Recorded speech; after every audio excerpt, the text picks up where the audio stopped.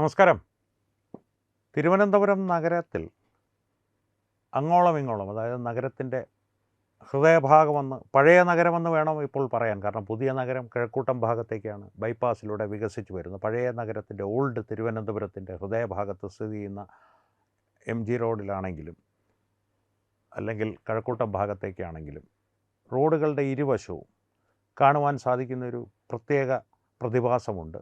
നിരവധി തുണിക്കടകൾ, മറ്റ് ചെറിയ ചെറിയ കൗതുക വസ്തുക്കളുടെ അല്ലെങ്കിൽ ഈ ഫാൻസി ഐറ്റം, പഴയ ചൈനീസ് സ്റ്റോറുകളുണ്ടല്ലോ, ഫാൻസി ഐറ്റങ്ങളുടെ വിൽപ്പന ശാലകൾ, ഇവയെല്ലാം നിങ്ങൾക്ക് കാണുവാൻ സാധിക്കും. ഈ കടകളെല്ലാം മിക്ക നേരവും ഒഴിഞ്ഞു കിടക്കുകയായിരിക്കും. ഇത് സംബന്ധിച്ച് വളരെ വിശദമായിട്ടുള്ളൊരു വീഡിയോ തന്നെ തത്വമയി ന്യൂസ് ഇതിനു മുൻപ് ചെയ്തിരുന്നു. ഈ കടകളുടെ എല്ലാം പ്രവർത്തന ലക്ഷ്യം എന്താണ്, ആരാണ് ഇവയുടെ ഉടമകൾ, എന്താണ് ഇവയുടെ പിന്നിലുള്ള ലക്ഷ്യം, ഒരു നേരത്തും ഏത് നേരം വേണമെങ്കിലും നിങ്ങൾ പോയി നോക്കൂ. ഈ കടകളിൽ ഉപഭോക്താക്കളാരും കാണില്ല, അല്ലെങ്കിൽ അത്രയധികം കാണില്ല. ഒരു സെയിൽസ്മാൻ അല്ലെങ്കിൽ കൗണ്ടറിന് പിന്നിൽ ഒരാൾ അല്ലെങ്കിൽ 2 പേർ അവിടെ ഉണ്ടാകും. ഇതെല്ലാം ഒരു പ്രത്യേക സമുദായത്തിൽപ്പെട്ട ആളുകളുടെ കടകളാകുവാനാണ് സാധ്യത കൂടുതൽ. 90% കടകളും അങ്ങനെ തന്നെയാണ്. എന്താണ് ഇവയുടെ പിന്നിലുള്ള ഉദ്ദേശം? അങ്ങനെ ഒരു ഉദ്ദേശം അന്വേഷിച്ച് പോകേണ്ട കാര്യം എന്താണ് എന്ന് ചോദിച്ചു കഴിഞ്ഞാൽ കാര്യമുണ്ട്. ഒന്ന്, കച്ചവടം ഇല്ലാത്ത കടകൾ എന്തിന് തുറന്നിരിക്കുന്നു? രണ്ടാമത്തേത്, തിരുവനന്തപുരത്തെ ഒരുവിധപ്പെട്ട എല്ലാ വ്യാപാരശാലകളും തട്ടുകടകളും ഒരു 11 മണിയോടുകൂടി പ്രവർത്തനരഹിതമാകും. പോലീസിൻ്റെ കർശനമായിട്ടുള്ള മേൽനോട്ടവും നിർദ്ദേശവും അക്കാര്യത്തിൽ ഏറെക്കാലം നിലനിന്നിരുന്നു. ഇപ്പോൾ അതിന് കുറച്ച് അയവ് വന്നിട്ടുണ്ട്. മാനവീയം വീഥി പോലുള്ള സ്ഥലങ്ങളിലെല്ലാം പാതിരാത്രി വരെ അല്ലെങ്കിൽ പാതിരാത്രിക്കും അപ്പുറത്തേക്ക് പ്രവർത്തിക്കുന്ന നിരവധി തട്ടുകടകളും അത്തരത്തിലുള്ള ചെറിയ ചെറിയ കച്ചവട സ്ഥാപനങ്ങളുമുണ്ട്.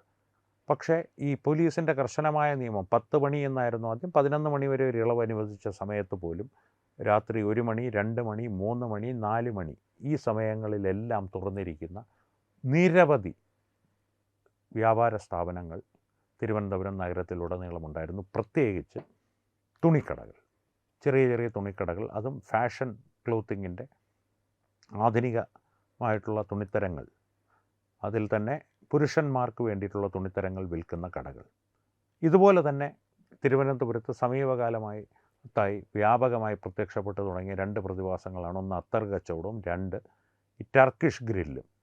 ഇത് രണ്ടും, ടർക്കിഷ് ഗ്രില്ലിൽ നിരവധി ഉപഭോക്താക്കളുണ്ട്. കാരണം ഈ ഭക്ഷണ സാധനമാകുമ്പോൾ ഈ കുഴിമന്തി, ഷവർമ എത്ര വിഷബാധയേറ്റാലും പിറ്റേ ദിവസവും അത് കൃത്യമായി വാങ്ങി മൃഷ്ടാന്നം അടിക്കാൻ നമ്മുടെ ആൾക്കാരുണ്ടല്ലോ. പക്ഷേ ഈ അത്തർ കച്ചവടം നിരവധി പ്രദേശങ്ങളിൽ, അതും നിങ്ങൾ തിരുവനന്തപുരം ടെക്നോ പാർക്ക് ഫേസ് 1 മുതൽ ബൈപ്പാസിലൂടെ ഒന്ന് സഞ്ചരിച്ചാൽ രാത്രി കാലങ്ങളാകുമ്പോൾ ഒരു 100 മീറ്റർ ഇടവിട്ട് വെറും ഒരു വലിയ മേശ കൊണ്ടുവച്ച് അതിൻ്റെ മുകളിൽ ആകർഷണീയമായ കുപ്പികളിൽ അടക്കം ചെയ്ത അത്യധികമായ സുഗന്ധമുള്ള, അത് സുഗന്ധം ഇങ്ങനെ വായിൽ പരന്നുകൊണ്ടിരിക്കും, അത്തരത്തിലുള്ള അത്തറുകൾ വിൽക്കുന്ന നിരവധി വ്യക്തികളെ നിങ്ങൾക്ക് കാണുവാൻ സാധിക്കും. അവരെ എല്ലാം തിരിച്ചറിയുന്നത് ഇന്ന് ഗുജറാത്തിൽ പിടികൂടിയ ഭീകരന്മാരുണ്ടല്ലോ, ഏകദേശം അതേ രൂപം തന്നെയായിരിക്കും. ആ റീലിൽ തത്വമയി ന്യൂസിൽ അനീഷ പറഞ്ഞിരുന്നു. കാരണം കൃത്യമായിട്ട് അതിനൊരു തലക്കെട്ട് തന്നെ കൊടുത്തിരുന്നു. ഈ തൊപ്പിയും താടിയും വെച്ച് അവരെ തിരിച്ചറിയാമെന്ന് പറയുന്നത് ഞങ്ങളല്ല, ഇവന്മാരാണ് പറയിപ്പിക്കുന്നതെന്ന് പറഞ്ഞിരുന്നു. അത്തരത്തിലുള്ള വസ്ത്രധാരണ രീതിയായിരിക്കും ഇവരിൽ മിക്കവർക്കും. ചിലർ, വളരെ ചുരുക്കം ചിലർ മാത്രം ഒരു സാധാ പാൻറ്റും ഷർട്ടുമോ അല്ലെങ്കിൽ ഒരു മുണ്ടും ഷർട്ടുമോ ധരിച്ച് നിൽക്കുന്നവരായിരിക്കും. മറ്റുള്ളവരെല്ലാം ഈ അനിയൻ്റെ പാൻറ്റും ചേട്ടൻ്റെ ഷർട്ടും, അതായത് കണങ്കാലിന് മുകളിൽ വെച്ച് മുറിക്കപ്പെട്ട ഒരു പാൻറ്റും മുട്ടിന് താഴെ നീളമുള്ള വലിയൊരു കുപ്പായവും ഒരു തൊപ്പിയും മീശയില്ലാത്ത താടിയും, ഇതായിരിക്കും അവരുടെ ഒരു യൂണിഫോം.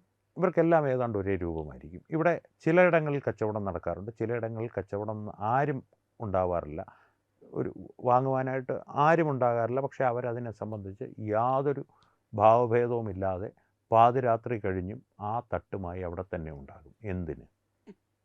ഇത്തരത്തിലുള്ള കടകൾ, അത്തർ കച്ചവടം, ഇവയെല്ലാം നമുക്ക് വേണമെങ്കിൽ നിസ്സാരവൽക്കരിച്ച് തള്ളിക്കളയാം. പക്ഷേ ഇതിൻ്റെ പിന്നിലൊരു കള്ളപ്പണം വെളുപ്പിക്കുന്ന ഒരു ശൃംഖലയുണ്ടോ എന്നുള്ളൊരു ചോദ്യം ചോദിക്കാതിരിക്കുവാൻ തത്വമയി ന്യൂസിനാകില്ല. അതിനുമപ്പുറത്തേക്ക് ഗുരുതരമായിട്ടുള്ളൊരു ആഭ്യന്തര സുരക്ഷാ പ്രശ്നം ഈ കടകളുമായി ബന്ധപ്പെട്ട് കാണപ്പെടുന്നുണ്ട്. അതിൽ പ്രധാനപ്പെട്ടത് ഈ തുണിക്കടകൾക്കും അപ്പുറത്തേക്ക് സലൂണുകളുണ്ടല്ലോ. ഒരു യുണിസെക്സ് സലൂൺ, ആണുങ്ങൾക്കും പെണ്ണുങ്ങൾക്കും ഒരേപോലെയുള്ള സൗന്ദര്യവർദ്ധക പ്രക്രിയകൾ ചെയ്യപ്പെടുന്ന സ്ഥാപനങ്ങൾ, ആ സ്ഥാപനങ്ങളിൽ ജോലിക്കാരായി വരുന്ന ബംഗാളികൾ എന്ന് പൊതുവെ വിളിക്കുന്ന ഒരു വടക്ക് കിഴക്കൻ സംസ്ഥാനങ്ങളിൽ നിന്നുള്ള വ്യക്തികൾ എന്ന് പറയപ്പെടുന്ന, വടക്ക് കിഴക്കൻ സംസ്ഥാനങ്ങളിൽ നിന്നുള്ള വ്യക്തികൾ തന്നെ ആയിരിക്കണം അവരെന്നില്ല, അല്ല എന്ന് തന്നെയാണ് പലപ്പോഴും തെളിയിക്കപ്പെട്ടിട്ടുള്ളത്. അവരൊരു പക്ഷേ റോഹിംഗ്യക്കാരാകാം, ബംഗ്ലാദേശികളാകാം, ചിലപ്പോൾ പാകിസ്ഥാനികൾ വരെയാകാം, അറിയില്ല. അവരോട് ആധാർ കാർഡ് ചോദിച്ചാൽ അവർ കൃത്യമായിട്ട് ആധാർ കാർഡ് എടുത്ത് കാണിക്കും. പക്ഷേ ആ ആധാർ കാർഡിൻ്റെയും റേഷൻ കാർഡിൻ്റെയും വോട്ടേഴ്സ് ഐ ഡിയുടെയും പോലും ആധികാരികത സമീപ ദിവസങ്ങളിൽ അല്ലെങ്കിൽ കഴിഞ്ഞ ദിവസങ്ങളിൽ ആൻറ്റി ടെററിസ്റ്റ് സ്ക്വാഡിൻ്റെ പിടിയിലായിട്ടുള്ള നിരവധി ബംഗ്ലാദേശികളുടെ വാർത്തകളിലൂടെ തത്വമൈ ന്യൂസ് തന്നെ പ്രേക്ഷകരോട് അവതരിപ്പിച്ചിട്ടുള്ളതാണ്. അനധികൃത കുടിയേറ്റക്കാർ, അതിൽ തന്നെ കൃത്യമായിട്ടുള്ള ഗൂഢലക്ഷ്യങ്ങളോടുകൂടി കേരളത്തിലേക്ക് എത്തി ഇവിടെ നമ്മുടെ സമൂഹത്തിൻ്റെ ഇടയിൽ ജീവിക്കുന്ന, ഊളിയിട്ട് ശ്രദ്ധയിൽപ്പെടാതെ ജീവിക്കുന്ന നിരവധി ആളുകൾ, അതിസമ്പന്നരായവരുണ്ട്, കൃത്യമായിട്ട് പിടിയിലാകുമെന്നുള്ള തരുണത്തിൽ ഒളിവിൽ പോയി തിരികെ ബംഗ്ലാദേശിലെത്തിയ ആളുകളുണ്ട്, ഇനിയും പിടിക്കപ്പെടാത്തവരുണ്ട്. അവരിൽ എത്ര പേർ ഈ സ്ഥാപനങ്ങളിൽ ജോലി ചെയ്യുന്നുണ്ട്, അല്ലെങ്കിൽ ഈ സ്ഥാപനങ്ങളുടെ ഒരു മറ പിടിച്ച് നമ്മുടെ സമൂഹത്തിൽ ചുറ്റിത്തിരിയുന്നുണ്ട്? ഇവയെല്ലാം പ്രസക്തമായ ചോദ്യങ്ങൾ തന്നെയാണ്. ഈ പ്രത്യേകിച്ചും ഒന്നുമില്ല, ഈ കടകളെ സംബന്ധിച്ചുള്ളൊരു വ്യക്തമായിട്ടുള്ളൊരു അന്വേഷണം നമ്മുടെ നിയമ സംവിധാനങ്ങൾ നടത്തി അതിന് പ്രശ്നമൊന്നുമില്ല എന്ന് വാക്കാൽ പോലീസ് കമ്മീഷണറോ DGP അല്ലെങ്കിൽ ആഭ്യന്തരമന്ത്രി പോലും ഒരു രാഷ്ട്രീയ പ്രസ്താവനയായിട്ടല്ല, രേഖാമൂലമായിട്ടുള്ളൊരു ഉറപ്പ് തന്നു കഴിഞ്ഞാൽ ഇത്തരത്തിലുള്ള ശരിയാണ്, അത്തരത്തിലൊന്നുമില്ല, ആ കടകളിൽ ആർക്കെങ്കിലും മാനസികമായിട്ട് വിഷമം തോന്നിയിട്ടുണ്ടെങ്കിൽ ഞങ്ങൾ മാപ്പ് ചോദിക്കുന്നു എന്ന് പറയാൻ തത്വമൈ ന്യൂസിന് യാതൊരു മടിയുമില്ല. പക്ഷേ ഇപ്പോഴത്തെ ഈ ഒരു സാഹചര്യത്തിൽ ഇത്തരത്തിലുള്ള കടകളും അത്തർ കച്ചവടവും സലൂണുകളും എല്ലാം, അവയുടെ പ്രവർത്തന രീതികളെല്ലാം സംശയാസ്പദം തന്നെയാണ്. ഇതുകൊണ്ട് ഒരു കാര്യം പ്രേക്ഷകർ കൃത്യമായി മനസ്സിലാക്കുക, വളരെ മാന്യമായി പ്രവർത്തിക്കുന്ന ഒരുപാട് സലൂണുകളും, ടോണി ആൻഡ് ഗൈ പോലുള്ള ഒരു പരസ്യമായിട്ട് പറയുകയല്ല, നമ്മുടെ പരിചിതമായ സ്ഥാപനങ്ങളിൽ, പെട്ടെന്ന് ഓർമ്മ വരുന്ന സ്ഥാപനങ്ങളിൽ, അല്ലെങ്കിൽ ഗ്രീൻ ട്രെൻഡ്സ് പോലുള്ള നിരവധി സ്ഥാപനങ്ങൾ സലൂണുകളുടെ കാര്യത്തിൽ പ്രവർത്തിക്കുന്നുണ്ട്. ചെറിയ ചെറിയ വസ്ത്രശാലകൾ, തുണിത്തരങ്ങൾ വിൽക്കുന്ന ചെറിയ ചെറിയ വസ്ത്രശാലകൾ നിരവധിയുണ്ട്. കൃത്യമായിട്ട് നികുതിയൊക്കെ അടച്ച് വളരെ മാന്യമായി പ്രവർത്തിച്ച് കൊണ്ടുപോകുന്നത്. അവരുടെ എല്ലാം ഒരു പ്രത്യേകത എന്തായിരിക്കുമെന്നറിയാമോ? ഏതാണ്ട് ഒരു 9 മണി 10 മണിയാകുമ്പോൾ രാത്രി അവ അടച്ചിരിക്കും. അതിനുമപ്പുറത്തേക്ക് അവരുടെ പ്രവർത്തനങ്ങൾ നീളാറില്ല. എന്തെങ്കിലും തരത്തിലുള്ളൊരു, ഇപ്പോൾ ഒരു മന്ത്ലി ഓഡിറ്റോ അതുണ്ടെങ്കിൽ പോലും കടകൾ അടച്ചിരിക്കും. പക്ഷേ എന്തെങ്കിലും ഒരു പ്രത്യേക ഉപഭോക്താവ് വരികയാണ്, അവർക്ക് വളരെ പ്രാധാന്യമുള്ള, എല്ലാ മാസവും വരുന്ന ഒരു ഉപഭോക്താവ് ഒരു പ്രത്യേക അപേക്ഷയുമായി വരികയാണ്, ഇന്ന് ഞാൻ കുറച്ച് താമസിച്ചേ വരികയുള്ളൂ, ഒരു 11 മണിയാകും, ഒന്ന് അഡ്ജസ്റ്റ് ചെയ്യാം, എന്നാൽ പോലും വളരെ അപൂർവമായി അവരത് ചെയ്യാറുള്ളൂ. അത്തരത്തിലുള്ളൊരു സാഹചര്യം ഉണ്ടായാൽ ചിലപ്പോൾ അവർ ചെയ്തെന്ന് വരും. അതിനും അപ്പുറത്തേക്ക് അവർ പോകാറില്ല. പക്ഷേ സംശയാസ്പദമായ കടകൾ നിങ്ങൾക്ക് തിരിച്ചറിയണമെന്നുണ്ടെങ്കിൽ 12 മണിക്ക് ശേഷവും തുറന്നിരിക്കുന്ന തുണിക്കടകൾ, ആർക്ക് കച്ചവടം ചെയ്യാനാണ് അവർ തുറന്നിരിക്കുന്നത് എന്നുള്ളൊരു ചോദ്യം നിങ്ങളുടെ മനസ്സിലുണ്ടാവുകയാണെങ്കിൽ, ഈ പാതിരാത്രിക്ക് ആര് വരാനാണ്, ജീൻസ് വാങ്ങാനും അടിവസ്ത്രങ്ങൾ വാങ്ങാനും ആര് വരാനാണ് എന്നുള്ളൊരു ചോദ്യം ഒരു കട, ഒരു വ്യാപാര സ്ഥാപനം നിങ്ങളുടെ മനസ്സിൽ ഉണർത്തുന്നുണ്ടെങ്കിൽ, രാത്രി 1 മണിക്ക് ആരാണ് അത്തർ വാങ്ങാൻ വരുന്നത് എന്നൊരു തട്ടിൻ്റെ ഒരു ദൃശ്യം, അല്ലെങ്കിൽ നിങ്ങളുടെ കണ്ണിൽപ്പെടുന്ന ഒരു തട്ട് നിങ്ങളുടെ മനസ്സിലൊരു ചോദ്യം ഉയർത്തുന്നുണ്ടെങ്കിൽ, അതാണ് സംശയാസ്പദമായ ഇത്തരത്തിലുള്ള വ്യാപാര സ്ഥാപനങ്ങൾ, ശൃംഖലകൾ. ഇവ തമ്മിലെല്ലാം എന്തെങ്കിലും ബന്ധമുണ്ടോ എന്ന് ചോദിച്ചാൽ, പ്രത്യക്ഷത്തിൽ ഒരത്തർ കച്ചവടക്കാരനും മറ്റൊരത്തർ കച്ചവടക്കാരനും 100 അടി അകലത്തിൽ സ്ഥിതി ചെയ്യുന്നുണ്ട്. അവരുടെ കച്ചവട തട്ടുകൾ സ്ഥാപിച്ചിട്ടുണ്ടെങ്കിൽ പോലും അവർ പരസ്പരം കടന്നു പോയാൽ പോലും പരിചിതഭാവം കാണിച്ചെന്ന് വരില്ല. പക്ഷേ ഇതൊരു ശൃംഖലയാവാനുള്ള സാധ്യതകൾ വളരെ കൂടുതലാണ്. അതുകൊണ്ട് തന്നെ നിയമ സംവിധാനങ്ങൾ ഈ കാര്യങ്ങളിലേക്ക് ഒരു പ്രത്യേക ശ്രദ്ധ ചെലുത്തണം, അല്ലെങ്കിൽ അവരുടെ ശ്രദ്ധ പതിപ്പിക്കണമെന്നുള്ളതാണ് തത്വമൈ ന്യൂസിൻ്റെ ഒരു അപേക്ഷ.